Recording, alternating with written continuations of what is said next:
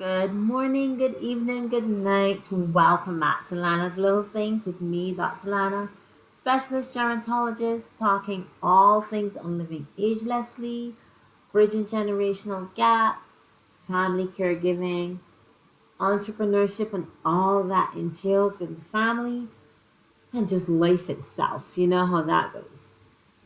It has been an interesting April. So wherever you are, just spend a few minutes with me today, wherever you are, and let's discuss negativity bias. I wondered for some minutes on should I be using all these kind of words, but then I thought, I think everyone knows these kind of words right now. It's just a matter of how we express it.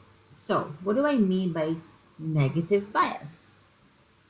And how does that affect the aging process? How does that affect your family life and relationships? How does it affect you in general, your mood, your outlook, our outlook, my outlook on life? I had reason to think about this week because, oh yeah, and last week, so many patients, so many clients, so many people I interacted just on the street, just talking, going to the supermarket, going to get gas.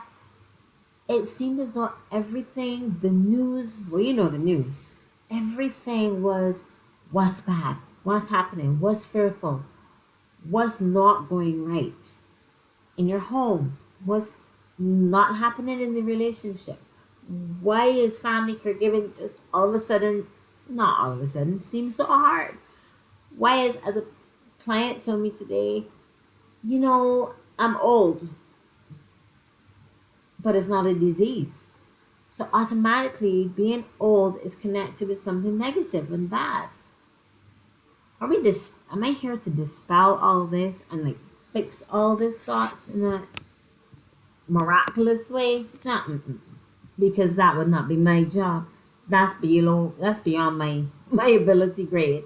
I leave that to my highest source who can do all things. So what I wanted to discuss though is our mindset towards, well, understanding first where negativity bias comes from. Why some of us will be more prone to negativity bias, and how, of course, solution oriented. How can we in the family work around the negativity or the lean towards the negative? If you've seen any newspaper, is the front page usually all about great stuff happened today? Yay. No. It's usually somebody sad, somebody crying, something happened, some tremendous bad thing. And the great news is usually on the box for like 2 by 2 centimeters on page 30 if you have 32 pages in the box where nobody can see. When does this happen? And when does it happen? Seem to happen worse as you get older. Well, so some research has to have been done, and I thought, well, some research must be here to help us to understand this. And indeed, there's this lot of research. You can find almost anything online, especially from those who are like Psychology Today and several other medical clinics and so on. Whichever one you find suits you, Mayo Clinic, Cleveland Clinic, Washington Post, your local newspaper, your neighborhood friend next door who knows everything. You know, there's one of those in every neighborhood. There we go. Right. What information is there to tell us why we have this? Some examples of why you're going to have this. We may have this tendency, and how can we do something about it to help our lives be better from within? You feel that peace, and then that peace branches off into peace in family, peace in relationships. Okay, so without further ado, let's talk about what is negativity bias. I like to give it an example. You've grown your whole life, or you're walking down the street and you see two options. You see option A to cross the street. This one is a no-brainer. Option A, cross the street by the red light when it's the red light so you can cross. Option B is to go a little further down where there's just a suggestion of a crossing. It was an older crossing years ago, and there's cars coming, but they may not be going this quickly. Suggestion number three, you're crossing where there's a car, you may not even see it around the corner. There's noise all around you. There is no marked crossing, and you have to dart across to save your life. Which of those three are you going to use? You don't have to answer right now, but do you know that studies suggest most persons are not going to pick the safe one? Guess which one they're going to pick. And most aren't going to pick the last one either, where you just dart off. Many people tend to go to that middle ground where it's not quite safe, but it's not quite. Because you know what? I might not be knocked down, but I don't feel to go all the way down to wait for the green light.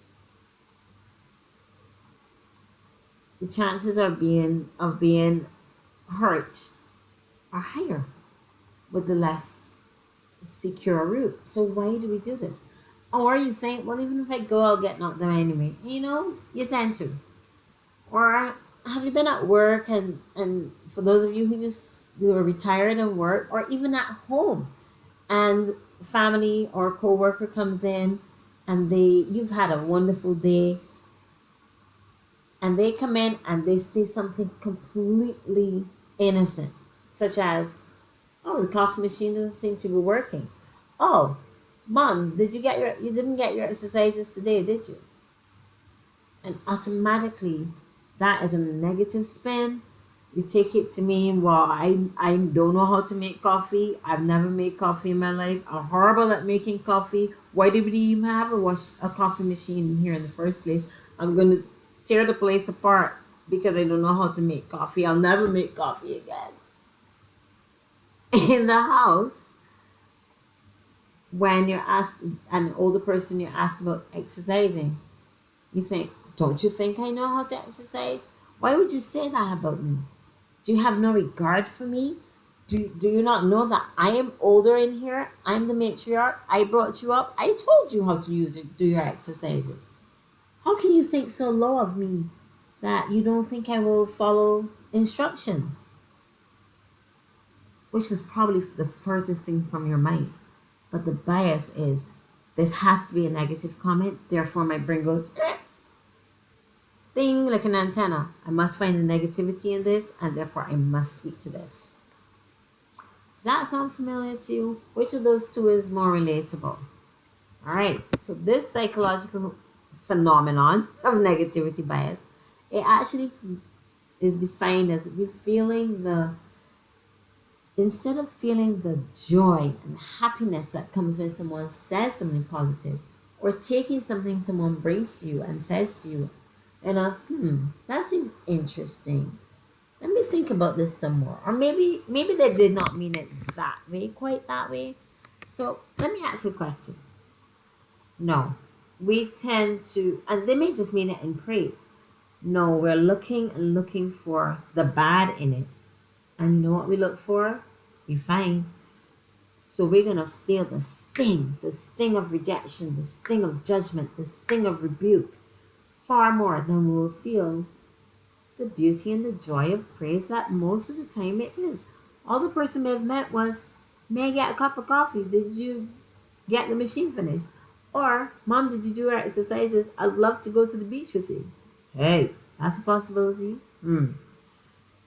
That leads over into so many things. And whether you're older or not, but especially as you get older and there's an older age negativity bias that seems to come along as well, where you remember what happened in the past way more with more fear or more trepidation, or you recall the insults more than the praise, the bad times you had a report more than the 70 good times you had one, the positive things told about you rather than the negative things that were told.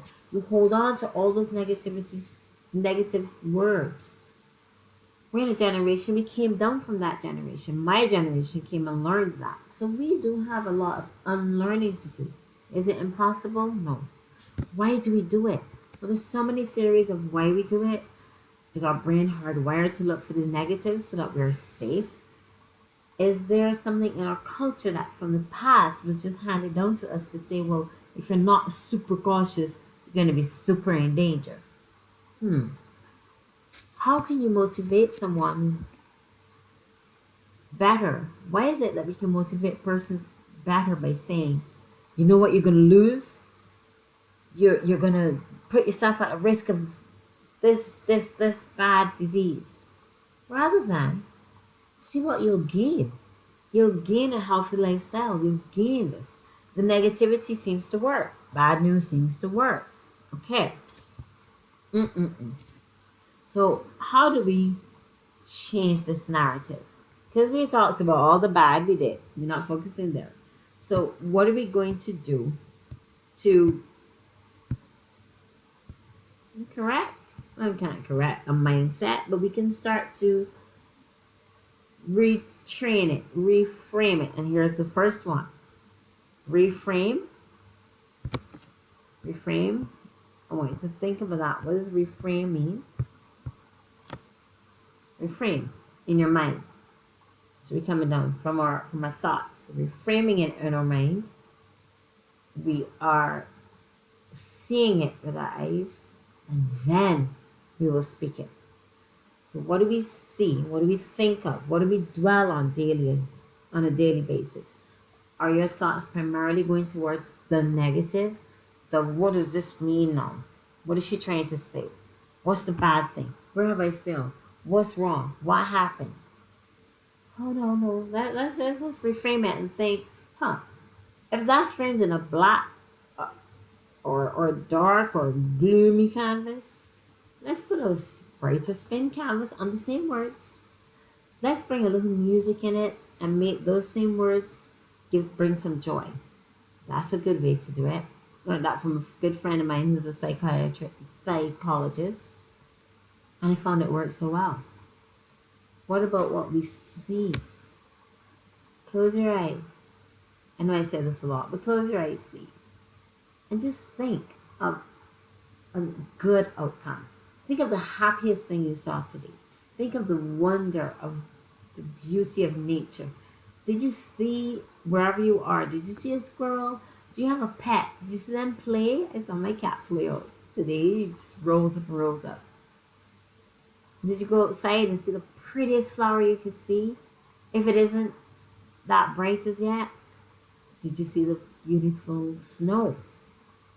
If it's starting to heat up, did you see the first tree that is blooming with fruit? There's so much beauty out there. There's so much beauty out there. So we can look for it. We reframe. We then look for what we want. And so we start to establish a pattern of where we're going to replace the negative with the positive. What do we say out loud so your brain can hear you, so it can get that cycle? You can say, this is for my good. This too will make me a stronger person. I am worthy of hearing good thoughts about myself. I am worthy of giving good thoughts towards others. I am worthy of sharing the best of me to others for their upliftment, so that I can also be uplifted. Never mention the fact that exercise is also great for your brain. Hey, I'm going outdoors. Hey, you can get all in one. So I'm just wanted to say, from my heart to yours, Dr. Husbands, Dr. Lana saying, yes, we are tending to be wired to the negative, but you can't unlearn. So think of the positive, see what, focus on what the good is. Reframe a negative thought and speak positive words, speak words of love. At any age, at any stage, you do that for 2 or 3 days and you maintain it, and you do that for another 2 or 3 days, and you do that whether others are doing it or not. I guarantee, I've seen it work. It does work. Trust me, it does work. And on the days, especially when it does work, the days when you think it will not work. So, challenge for today, challenge for this week. What positive spin will you put on an event?